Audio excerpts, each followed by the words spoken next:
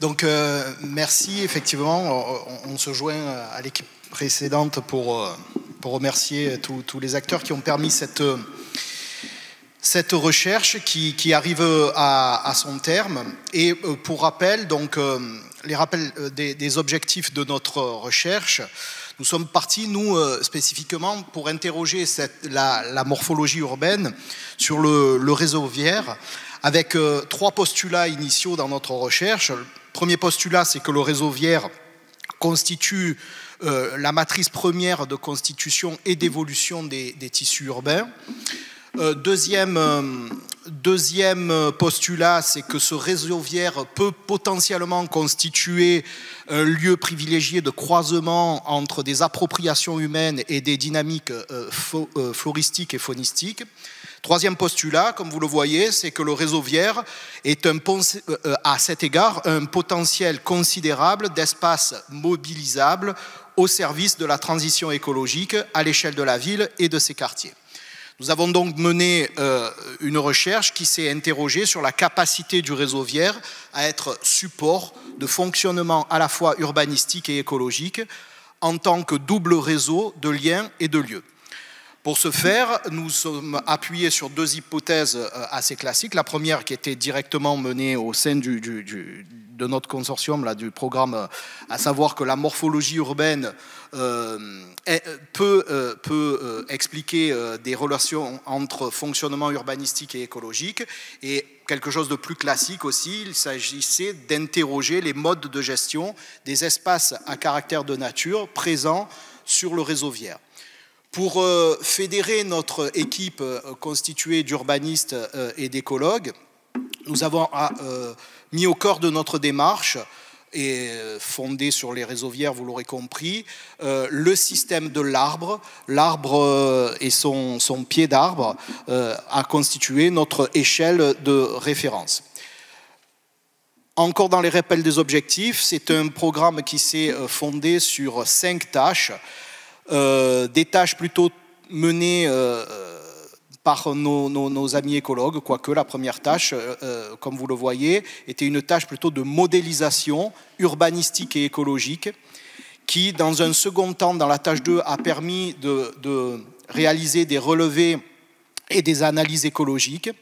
Puis, dans la tâche 3 et 4, c'est les hypothèses que je vous ai présentées qui rentraient en ligne de compte, à savoir la caractérisation de la morphologie territoriale et urbaine d'Aix-en-Provence, et ensuite la qualification des modes de gestion du réseau viaire dont il était question, et enfin une tâche 5 qui s'appuyait qui se tournait vers l'aide à la décision, l'expérimentation et la communication de nos résultats auprès de nos partenaires et essentiellement de la ville d'Aix-en-Provence. Nous allons insister parce qu'on a eu à diverses occasions justement l'occasion de présenter quelques-uns de nos résultats, mais peu sur la tâche 2 et sur les relevés et les analyses écologiques. Nous allons insister sur ces relevés, non sans vous préciser quelques résultats des autres tâches.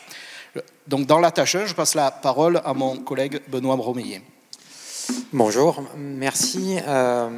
Donc effectivement, cette présentation elle va structurer sur les différents résultats qu'ont donné les différentes tâches, en commençant par la tâche 1, qui a été un peu la tâche de lancement du projet et qui se fondait, pour rappel, parce qu'on l'a déjà présenté lors de la précédente rencontre acteurs-chercheurs, sur une double modélisation urbanistique et écologique du réseau viaire aixois.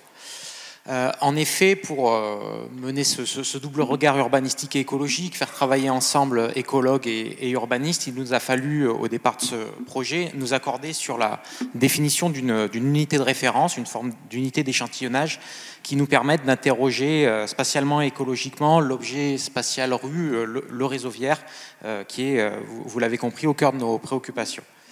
On appuie sur un ensemble de travaux qui piochent dans différentes littératures de morphologie urbaine et d'écologie du paysage. On a abouti à la définition collectivement d'une unité morphologique de référence qu'on a choisi d'appeler le tronçon de rue. unité d'échantillonnage structurante dont je vais me permettre de rappeler les modalités de constitution. C'est ce qu'on voit sur l'image qui est projetée à gauche. Donc un tronçon de rue, qu'est-ce que c'est? C'est un linéaire de voirie urbaine. Donc on a pris l'ensemble du réseau viaire d'Aix-en-Provence.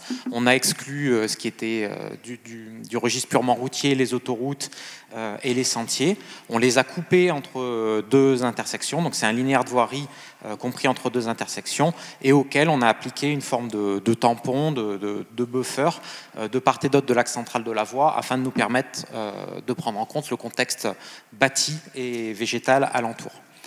On a appliqué cette méthodologie à un large pan du territoire aixois, cette fois visible sur l'illustration de droite, qui nous a permis d'aboutir à l'identification de 5460 tronçons au sein desquels on est venu imputer tout un tas de variables permettant de caractériser ces tronçons à la fois en termes de morphologie urbaine mais aussi en termes de contexte de végétalisation.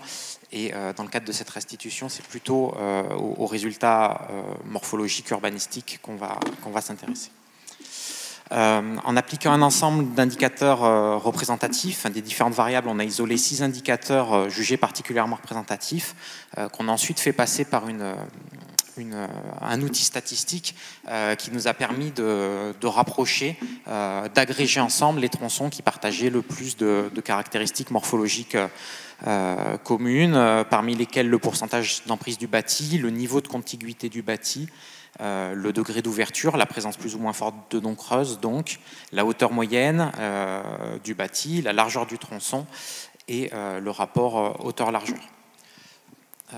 Par différents tests statistiques, on s'est rendu compte qu'un découpage en 4 classes de tissus urbains donnait des résultats qui étaient relativement concordants avec un ensemble de travaux d'inspiration plus qualitative conduits sur le territoire d'Aix-en-Provence, notamment par les agences d'urbanisme locales. Donc ces 4 classes, ces 4 types de tissus qu'on voit ici, donc je vais les rappeler brièvement. On a les tissus d'habitat collectif continu qui renvoient plutôt à la ville dense, constituée, historique qu'on voit en violet. Les tissus d'habitat collectif discontinu qui correspondent aux extensions péricentrales à la fois du registre des grandes copropriétés privées mais aussi des grands ensembles de logements sociaux. Et plus, en allant plus vers la périphérie, les tissus d'habitat pavillonnaire en vert, donc plutôt composés de maisons individuelles, et une classe un peu plus hybride, intermédiaire, qu'on a qualifiée de tissu composite, que vous voyez ici en saumon. Et c'est donc l'identification de ces 4 contextes morphologiques qui a pu servir de base à la construction d'un plan d'échantillonnage qui a donné lieu à un ensemble de relevés écologiques conduits dans la tâche 2 qui vont maintenant vous être présentés par mon collègue Bruno Villa. Merci Benoît. Juste, voilà, on reste sur cette diapositive. Alors nous avons questionné l'influence de la morphologie urbaine sur la biodiversité et pour ce faire, on a formulé une hypothèse de base au départ. Donc c'est que les 2 tissus qui sont étroitement imbriqués auraient une différence d'un point de vue, auraient un effet sur la biodiversité. Donc nous avons utilisé 2 modèles biologiques pour tester en fait cette hypothèse sur la flore et les gastéropodes terrestres. Donc nous avons utilisé le pied d'arbre comme principal compartiment vert au sein de la rue et nous l'avons utilisé comme unité d'échantillonnage. Et sur cette base, nous avons échantillonné donc plusieurs tronçons, donc une douzaine de tronçons pour les 4 tissus différents, une dizaine d'arbres par tronçon, ce qui nous a conduit à échantillonner pour la flore environ 450 pieds d'arbres. Et en ce qui concerne les gastéropodes, compte tenu des techniques d'échantillonnage, nous avons échantillonné 4 tronçons par type de tissu, 3 pieds d'arbres par tronçon, ce qui nous a conduit à échantillonner au total 48 pieds d'arbres. Alors pour ce qui concerne la flore, diapositive suivante, nous avons recensé 158 espèces sur l'ensemble des pieds d'arbres échantillonnés et sans surprise, on observe une diminution de la richesse spécifique totale depuis le tissu pavillonnaire vers le tissu continu, c'est-à-dire vers le centre-ville. Cependant, on observe des différences de richesse spécifique qui sont statistiquement significatives entre le tissu continu du centre, le tissu discontinu qui vient ensuite et les 2 autres tissus qui sont à la périphérie, que sont le tissu composite et le tissu pavillonnaire. Ainsi, dans les deux tissus imbriqués, qui sont le tissu discontinu et composite, on observe donc bien une différence de richesse spécifique.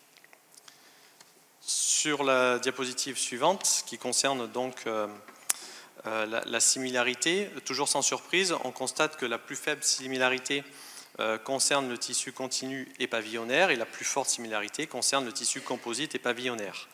Donc il y a bien des assemblages d'espèces relativement différents entre les tissus, et le tissu composite et le tissu continu partagent un certain nombre d'espèces communes. En ce qui concerne la contribution spécifique sur cette diapositive, malgré ce pool d'espèces communes qui avoisine environ les 50% de manière générale, certaines, par leur contribution plus importante, vont caractériser certains tissus. Comme on le voit ici, le cas de Stellaria media et de Poa annua vont plutôt caractériser le tissu continu, tandis que Avena barbata et Bromus madridensis vont plutôt caractériser le tissu pavillonnaire.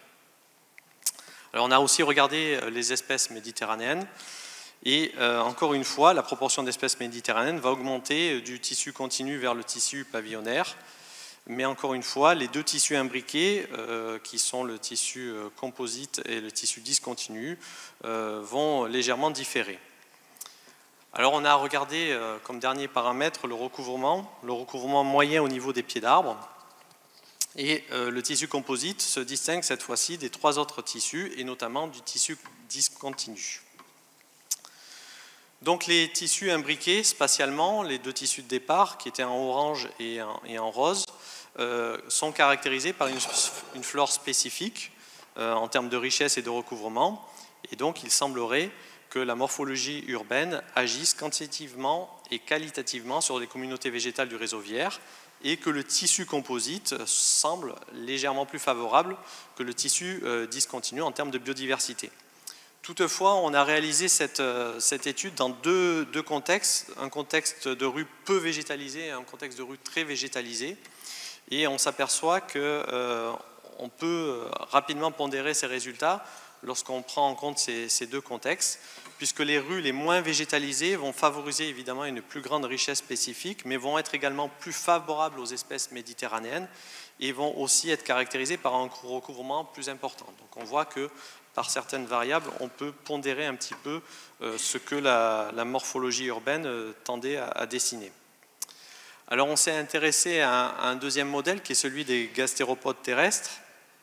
Là, on a effectué donc un échantillonnage toujours au pied des arbres, et selon deux méthodes complémentaires, la chasse à vue pour les macro-escargots et le prélèvement de sol pour les micro-escargots, ce qui nous a permis de dénombrer de récolter environ 600 individus qui vont être répartis en 22 espèces. De manière générale, la richesse spécifique est relativement faible au niveau des pieds d'arbres dans l'emprise du réseau viaire, des pieds d'arbres isolés sur les trottoirs. On observe qu'un très faible nombre d'espèces, mais on constate quand même qu'il y a une différence de richesse spécifique entre les tissus de la périphérie, on va dire, et les tissus du centre, c'est-à-dire entre les tissus discontinus, continus d'un côté, et les tissus composites et pavillonnaires de l'autre. Et comme pour la flore, on observe qu'il y a une différence entre le changement s'opère entre le tissu composite et le tissu discontinu, alors que si on regarde l'abondance de ces communautés de gastéropodes, on voit que le changement s'opère au niveau du tissu pavillonnaire. Vraiment, l'abondance se démarque au niveau du tissu pavillonnaire. On va mettre la suivante. Alors, compte tenu de ces faibles richesses spécifiques d'escargots au pied des arbres et de la faible capacité de dispersion des escargots, on s'est un petit peu intéressé aux espaces à caractère de nature qui pouvaient se trouver à proximité immédiate de ces arbres, de ces pieds d'arbres. Et on a donc montré qu'il y avait une influence relativement importante de la présence de ces espaces à caractère de nature sur la richesse spécifique, puisque lorsque le pied d'arbre était à proximité immédiate d'un jardin, d'un parc, d'un espace vert, on va dire, la richesse était supérieure à un pied d'arbre qui en était séparé par un obstacle comme une route, et elle-même encore supérieure par rapport à un pied d'arbre qui est complètement isolé dans le réseau viaire sans SN à proximité. Donc, sur la diapositive suivante, on peut conclure au niveau des escargots que, comme pour la flore, il semble s'opérer un changement, un enjeu au niveau des deux tissus qui sont imbriqués dans notre morphologie urbaine, que sont donc le tissu discontinu et le tissu composite. Mais au niveau des escargots, en complément de ce qu'on a observé pour la flore, où derrière transpirait un gradient urbain général, au niveau des escargots, on va voir qu'il y a sans doute une importance des structures et des aménagements à proximité directe des pieds d'arbres qui vont donc avoir une influence relativement importante sur ce groupe taxonomique en termes de biodiversité. Voilà.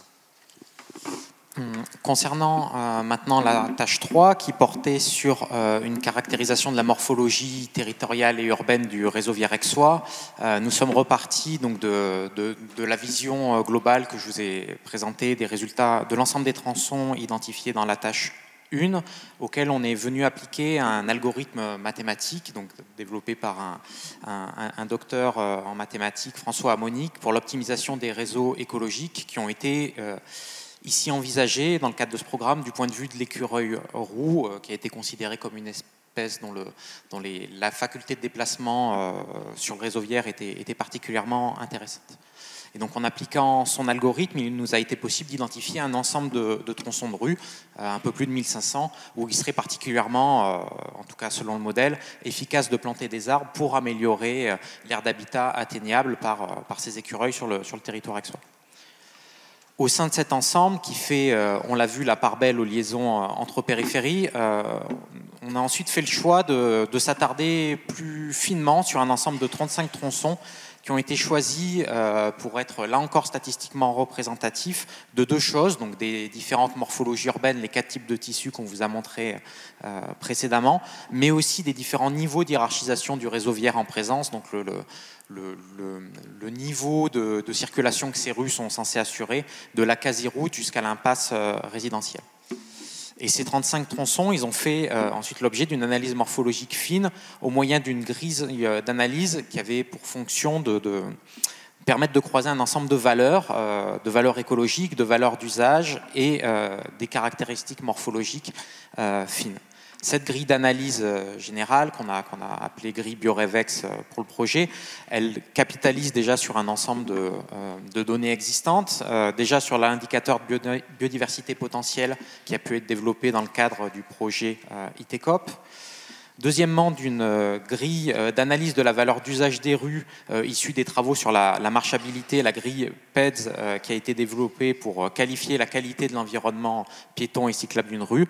Et troisièmement, d'une grille ad hoc, pour le coup, qui a été conçue spécifiquement pour ce programme, qui permet d'analyser en fait les différentes formes d'interface ou d'interaction qui peut exister dans une rue, entre l'espace public de la rue et l'espace privé résidentiel. Parce qu'en effet, dans nos investigations de terrain, on a pu se rendre compte de l'importance finalement de la part de la végétalisation privée, de la végétation privée dans les différentes morceaux du tronçon du réseau viarexois qu'on a pu arpenter. On s'est rendu compte de l'importance du foncier privé aussi et de leurs interactions, d'où l'intérêt du développement de cette grille. Cette caractérisation fine, tronçon par tronçon, une fois celle-ci effectuée, on a cherché à revenir un peu en arrière pour aller plus généralement vers l'identification de situations de projets un peu récurrentes dans les ensembles arpentés.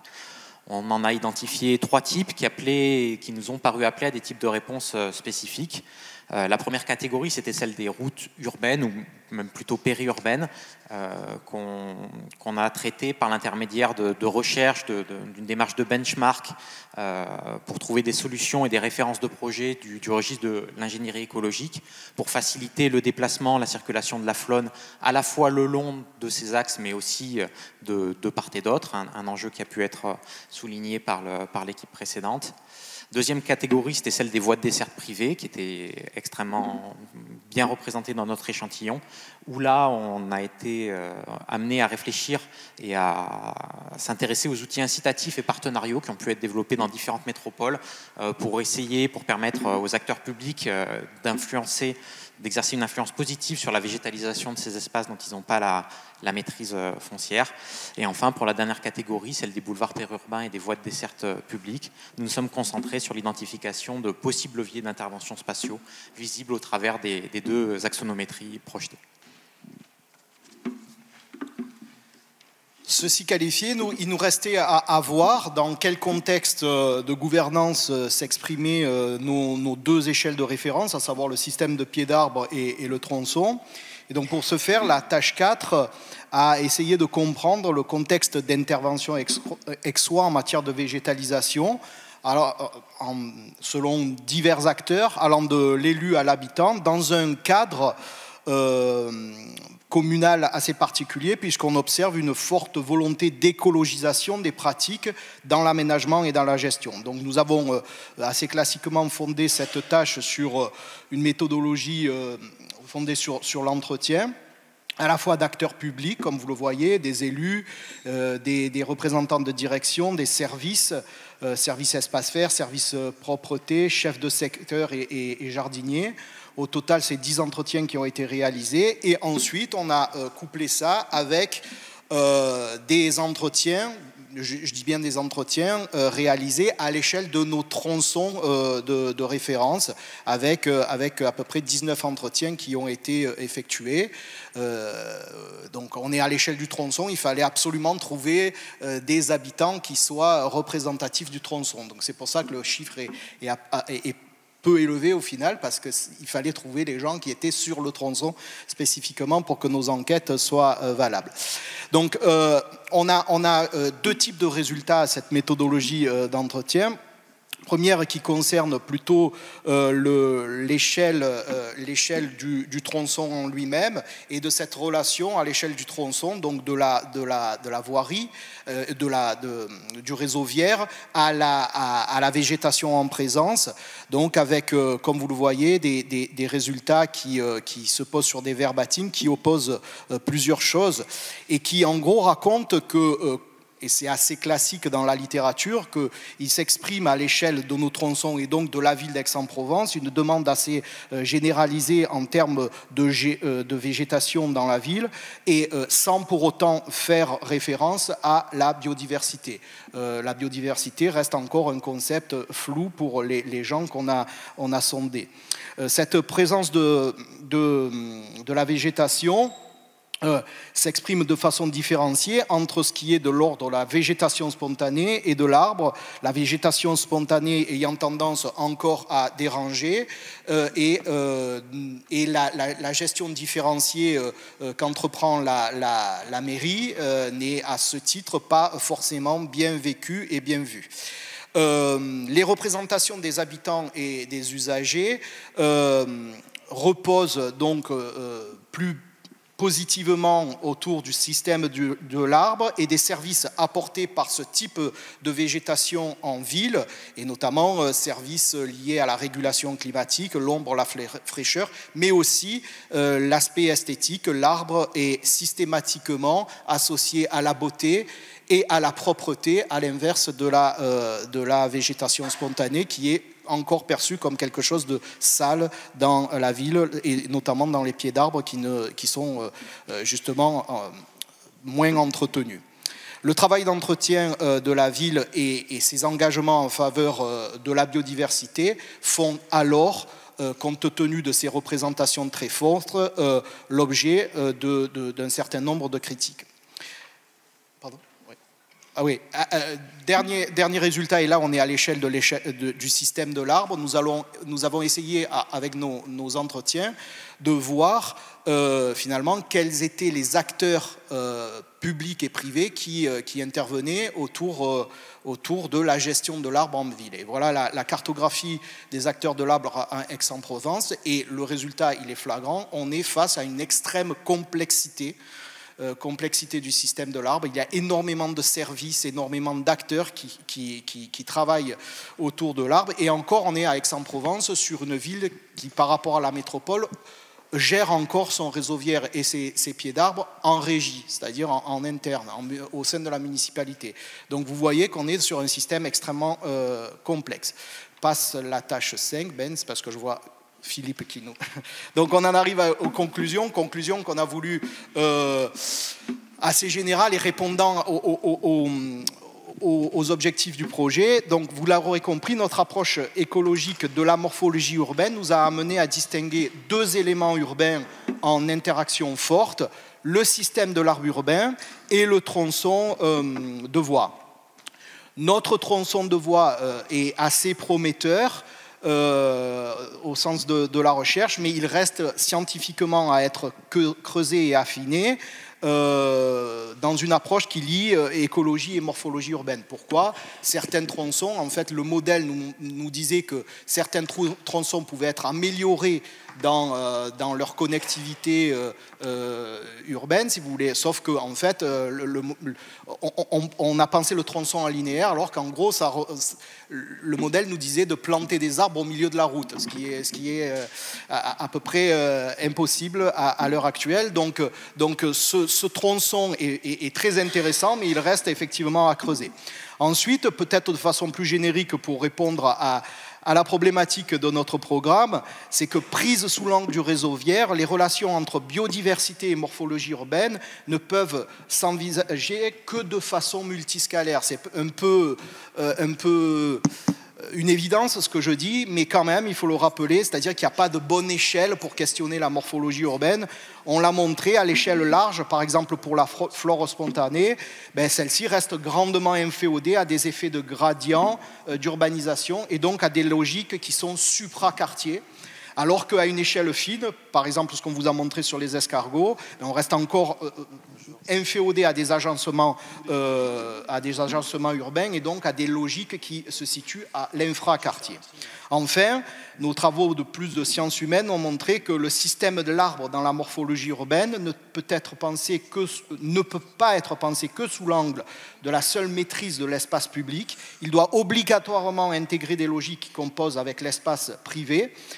Et en ce sens, une nouvelle gouvernance de l'arbre et par lui de la biodiversité est donc souhaitable pour dépasser les complexités et les tensions qui caractérisent ce système de l'arbre dans la ville d'Aix-en-Provence et certainement dans toutes les villes de France et de Navarre. Nous vous remercions.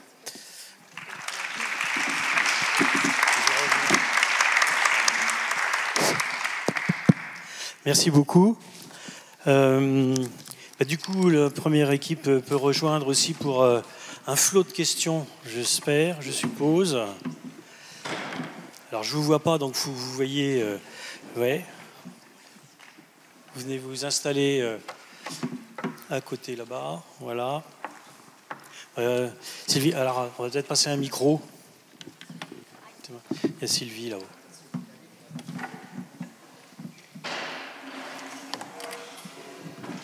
Bonjour, Sylvie Vampen, INRAE Aix-en-Provence. Bon, je vais commencer une question sur le deuxième projet qui concernait Aix, puisque je suis la locale du coin. Comment vous avez associé votre étude? Est-ce que temporellement c'était associé au moment de la réalisation de la thèse de biodiversité communale d'Aix ou pas du tout? Deuxième question, est-ce que dans votre évaluation de la richesse des pieds d'arbre, vous avez pris en compte la façon dont l'arbre recevait des eaux pluviales, par exemple, en fonction de la morphologie du pied d'arbre ou pas? Merci. Bonjour, merci. Très rapidement. Alors oui, effectivement, notre étude est arrivée à... C'est la slide que j'ai passée sur un peu notre partenariat avec la municipalité. Notre étude est arrivée en même temps qu'un certain nombre de programmes de recherche. Il y a un autre programme de recherche qui est sur l'arbre à Aix en même temps, qui s'appelle Air Fresh. Et l'Atlas de la biodiversité. Tous ces acteurs-là, on a été en contact, je dirais, de façon extrêmement fine, sauf que, et c'est un peu le bémol de notre volonté de faire des modèles évolutifs et qui pouvaient donner lieu à de l'expérimentation à Aix-en-Provence, c'est qu'il y a eu un changement de municipalité et que la gouvernance de la biodiversité a changé de logique sans qu'on soit un peu en capacité de vous expliquer très bien ce qui a changé. En tout cas, pour cette mise en commun des résultats et en fait une avancée collective dans le sens de la biodiversité urbaine, c'est aujourd'hui un peu plus difficile. Néanmoins, oui, on est en contact avec tous ces acteurs sans pour autant qu'il y ait de croisement. Pour ce qui est le système de l'eau, Bruno ? Pour ce qui est du système des pieds d'arbres, nous on s'est intéressé à des pieds d'arbres, j'allais dire, relativement homogènes dans les différentes rues. Donc on n'a pas traité des pieds d'arbres qui recevaient peut-être plus d'eau ou de pieds d'arbres qui recevaient moins d'eau. Au départ, on s'est quand même intéressé, avant de s'attaquer directement aux pieds d'arbres qui étaient plutôt isolés sur les trottoirs, on s'est intéressé aussi aux pieds d'arbres qui étaient dans les bandes enherbées pour avoir une idée un petit peu de la biodiversité, notamment en ce qui concerne les gastéropodes.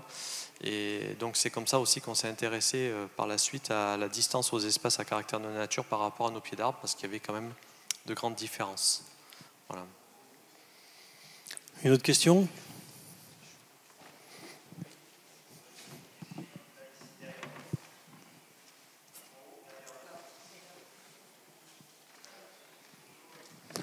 Mais le micro, il est déjà là.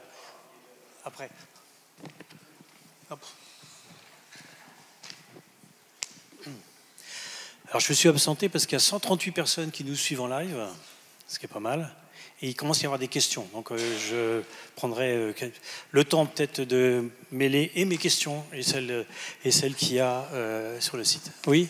Oui, merci beaucoup. J'avais une question également sur l'analyse. Alors, dans les résultats que vous présentez, on comprend que, en fait, en fonction de la typologie urbaine, plus on est dans les tissus denses constitués, moins en fait il y a une richesse de la flore et de la population en gastéropodes. Et vous avez évoqué la question de la gestion, de la maintenance par rapport à des entretiens, mais est-ce que vous avez mesuré en fait la différence de richesse faunistique et floristique au regard de l'entretien qui était porté sur les pieds d'arbres, sachant que dans le centre urbain, bien souvent, les équipes sont plus mobilisées, il faut que ce soit plus propre, il faut que ce soit plus désherbé, et ça peut être beaucoup moins mobilisé dans les secteurs résidentiels, pavillonnaires.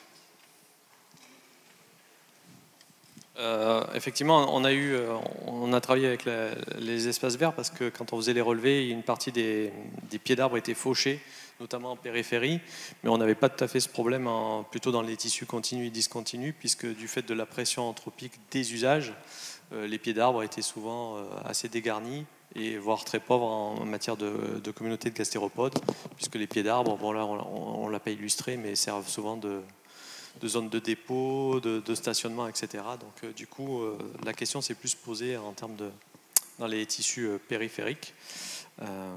Mais oui, effectivement, ça rentre en compte. Effectivement, on ne l'a pas intégré directement, mais on l'a discuté, on l'a pris en compte quand même. Oui, autre question là-haut. Oui, bonjour, une question pour la première intervention sur les sols. Vous avez fait mention que ce serait intéressant de creuser des indicateurs dans le document d'urbanisme à propos de la qualité des sols. Quelle piste est-ce que vous avez actuellement et qu'est-ce que vous pensez qui serait vraiment efficient dans ces documents d'urbanisme si on doit préconiser des choses sur les sols lors des opérations d'aménagement ?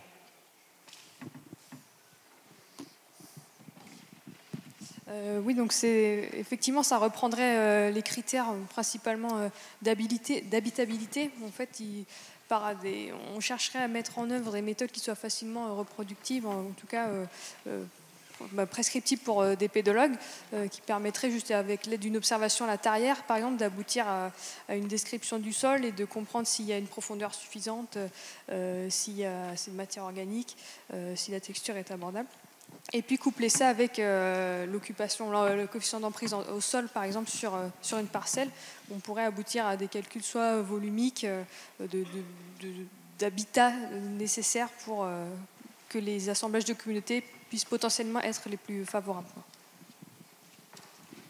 Oui, on va creuser la vision un peu simple de pleine terre, mais voilà, il va falloir la développer davantage son prisme d'indicateur. Pour autant, cette notion existe, hein, cette notion de pleine terre positive, compréhensible par les élus. Il faudra aller plus loin, à voir comment, à travers le process en fait, et les deux process, c'est-à-dire la planification qui va générer des conditions de forme urbaine et le projet qui va produire ces formes urbaines. Mais on a des indicateurs, je pense, assez simples à développer dorénavant, devant nous. Hélène Pesquine, je voulais compléter la question, parce que j'ai compris que vous aviez une réunion en juin avec des services d'urbanisme, ou en tout cas des professionnels de l'urbanisme, y compris d'une collectivité, c'est ça? Et je voulais savoir un peu quel avait été leur ressenti ou leur retour par rapport à ça, parce que parfois on nous dit qu'il y a déjà beaucoup d'études d'impact, les PLU ça coûte très cher, on nous demande des tas d'informations et finalement c'est pas bien les manipuler et quoi en faire. Donc comment est-ce qu'ils ont réagi par rapport à vos propositions? En fait, on est dans un stade de dire d'experts, on va dire, un peu prosélyte du sujet. Hein, on n'est pas dans le cadre d'une étude sociologique qui viendrait à questionner la capacité d'appropriation aujourd'hui d'un nouveau concept qui s'ajouterait au reste. D'accord ? Donc, en fait, on n'a pas de velléité scientifique, de représentativité pour répondre à votre question au niveau méthodo. Ceci dit, voilà, on est dans une étape de construction de valeur et effectivement, dans un second temps, il faudrait mettre ça en plus. Ceci dit, le côté un peu contraignant de l'évolution réglementaire aujourd'hui suscité par l'évolution législative de la loi climat-résilience va bien finir par se traduire d'une façon ou d'une autre. Donc le porter à connaissance de la carte biopédologique en fait, des territoires qui vont être soumis à projet d'urbanisme, à évolution du PLU, va pouvoir être la brique, enfin une des pierres fondamentales de la démarche du zéro artificialisation nette. Et c'est dans cette brèche qu'on pense nécessaire d'introduire la notion de trame brune, ce concept, pour lui donner corps et qu'on passe d'une approche surfacique et uniquement quantitative à une approche qualitative et fonctionnelle avec différents bioindicateurs, mais aussi des indicateurs purement pédologiques, qui renvoient justement à cette notion d'habitabilité et de continuité, puisque la pédologie urbaine comprend aussi les formes apédologiques, c'est-à-dire les formes construites en infrastructure et ou en bâti. Voilà. Bonjour. J'avais une question un peu dans le même ordre, mais en tant que géographe, quand on parle de trame brune, pour moi, il faut qu'on s'intéresse à la dimension spatiale. Et je m'interrogeais sur la capacité justement à représenter cette trame brune dans sa continuité spatiale du point de vue cartographique. Alors ça rejoint un peu les questions précédentes, mais à quelles échelles déjà ça peut être pertinent de le faire? Quels sont les verrous cartographiques qu'il y a dans cette représentation possible de la trame brune si on veut vraiment appréhender le continuum spatial?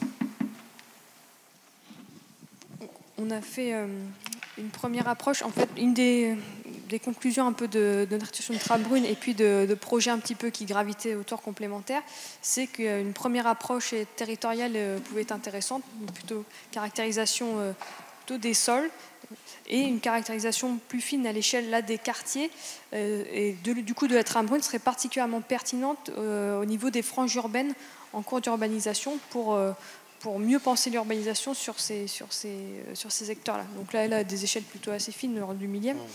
Mais se doter avant d'une représentation carto de son territoire permet de cibler déjà des zones à haut jeu sur lesquelles on pourrait zoomer.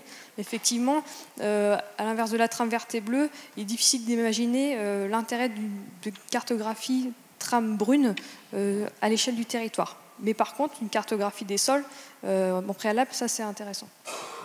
Oui, tout à fait. Ça rejoint complètement les démarches qu'on a en trame verte et bleue, c'est-à-dire où on part du grand territoire avec les zones sources, entre guillemets, et puis après on regarde les corridors potentiels, comme vous l'avez dit. Juste, Philippe, je voudrais que Étienne, qui va bientôt nous quitter aussi, s'exprime là-dessus, parce qu'il y a un sujet de la carte au plan, parce que faire forme urbaine, ça suppose de passer des enjeux de représentation cartographique à l'échelle territoriale à l'échelle du quartier. Est-ce que tu peux nous en dire deux mots par rapport à ton effort? Très rapidement, en effet. Ce qu'on constate, c'est que finalement, la biodiversité souterraine parvient à se frayer des chemins dans des interstices assez réduits. Ce qui signifie que, à la vision large géographique de quel est l'horizon géographique et pédologique, comment ça s'incarne à l'échelle d'un projet. En tout cas, nous, par l'observation, on en déduit que les solutions peuvent être très locales et assez variées. C'est pour ça qu'on a commencé à imaginer cet inventaire de solutions qui permettent de débloquer et de ramifier le prolongement de ces corridors. Il y a donc une question en ligne qui rejoint un peu. Moi, j'avais deux questions. Une première, c'était sur les temps de restauration. Donc, moi, j'avais vu des grands chantiers. Au bout de 15 ans, on avait des horizons qui se reformaient uniquement grâce aux vers de terre. C'est clair que c'était eux qui verraient ça. Est-ce que c'est généralisable, c'est vrai ou pas? Et puis moi, je me posais des questions sur la vie sous la route. Ça m'a beaucoup surpris parce que nous, on n'arrête pas de dire que voilà, dessous, une fois que c'est assez haut, il n'y a plus rien ou pratiquement. Alors là, vous avez l'air d'imaginer des possibilités. Et ça rejoint une des questions qui est en ligne, qui est, bah oui, sous le bâtiment, mais il y a les gonflements d'argile, il y a quand même des mouvements de structure qui ne sont pas du tout évidents, peut-être avec vos approches, vos propositions mécanistes. Voilà. Pour ce qui est des bâtiments, le vide sanitaire, c'est quand même pas une innovation. Enfin, je veux dire, ça signifie mécaniquement, c'est un bâtiment sur pilotis. Donc là, les gonflements d'argile peuvent s'opérer. Enfin, on vient chercher le bon sol de toute façon dans ces cas-là. Donc là, je pense pas qu'il y ait de grands débats à avoir. La question de la vie sous la route. Donc ça, c'est une hypothèse, certes expérimentale, que l'on a imaginé avec nos amis. On a besoin de préciser quelle serait la structure de voirie qui aurait la capacité à être, je dirais, traversée par en dessous par un environnement humide. Hein. Donc ça pose des questions effectivement mécaniques qu'il faut qu'on précise. Donc on a bien conscience que cette idée, elle a besoin d'être précisée, modélisée et expérimentée avant d'être... Expérimentée surtout dans un premier temps. Peut-être une dernière question. Oh là là. Bon. J'y arriverai. Bonjour. Merci pour vos présentations. Je suis Catherine Secchi, je suis vice-présidente de la Société francophone de santé et environnement et présidente de la Société régionale de santé publique Occitanie. Vos sujets sont très proches des sujets dont on se préoccupe, mais jamais vous n'avez abordé, que ce soit dans le premier ou dans le deuxième sujet, ni les problèmes de la pollution des sols et leur impact sur la trame brune, ni les problèmes des allergènes par rapport à tous les acteurs qui peuvent s'intéresser aux problèmes de la végétalisation des villes. De quelle façon vous les prenez en considération et quels impacts vous avez pu constater? Merci pour vos réponses. Oui, très rapidement, sur la pollution, on est en fait en recherche de correspondance, hein, mais comment dire, un sol contaminé peut être tout à fait fonctionnel. Voilà. Donc, en résumé, c'est ça. Donc, c'est-à-dire qu'il n'y a pas d'opposition stricte entre le fait qu'un sol soit contaminé et qu'il soit à un certain degré, bien sûr, et qu'il soit fonctionnel. Donc ça, c'est important. Par contre, la dégradation physique des sols va être un élément beaucoup plus déterminant, en fait, sur les fonctionnalités.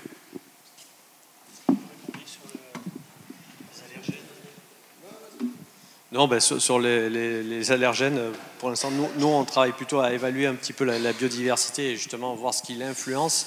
On n'en est pas encore finalement à la mise en place au verdissement de la ville et à l'aménagement. Donc c'est à partir de ce moment-là qu'on réfléchit sur ce qu'on introduit, mais du coup il n'y a pas que la question finalement des plantes qui seront allergènes ou pas, il y a toute une question sur la biodiversité en tant que telle aussi. Mais... Comment ?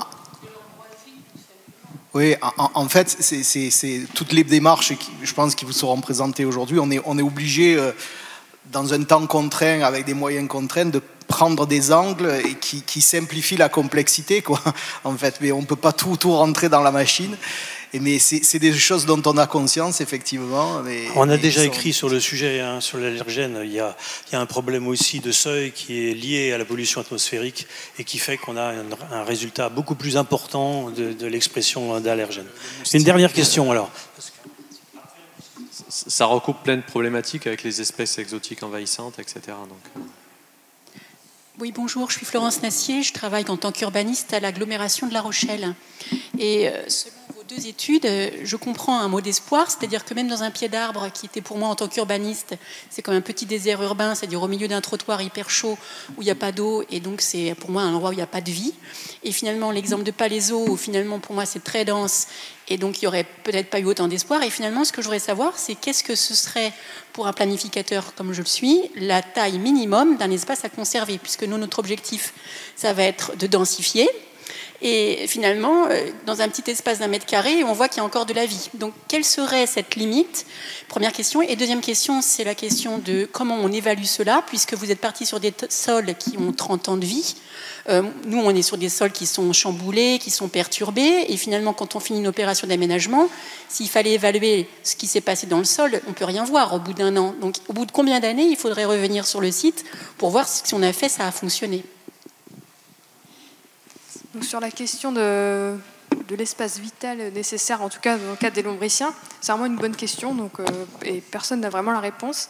En tout cas, on a pu observer dans des linéaires très étroits, de presque 1 mètre à peu près, des communautés tout à fait favorables. Mais en fait, ce qu'il faut prendre en compte, c'est que ce n'est pas du tout le seul facteur, c'est un peu ce qui était dit dans l'étude à côté, c'est l'effet de la connectivité et le flux possible avec un espace, un réservoir potentiel à côté. Et c'est pour ça qu'il faut avoir une vision vraiment aussi dans l'espace. Si je peux rajouter, c'est très dépendant du groupe taxonomique. Donc voilà, qu'est-ce qu'on veut préserver comme biodiversité? Des escargots, des vers de terre, des plantes. Voilà, donc l'air va fortement varier en fonction de ça. Les dernières questions, vous allez poser directement si vous voulez. On fait une petite pause de 15 minutes. On reprend à 25. Et il reste quelques croissants et du café peut-être. Si, il y a du café. Bon. Bravo aux deux premières équipes.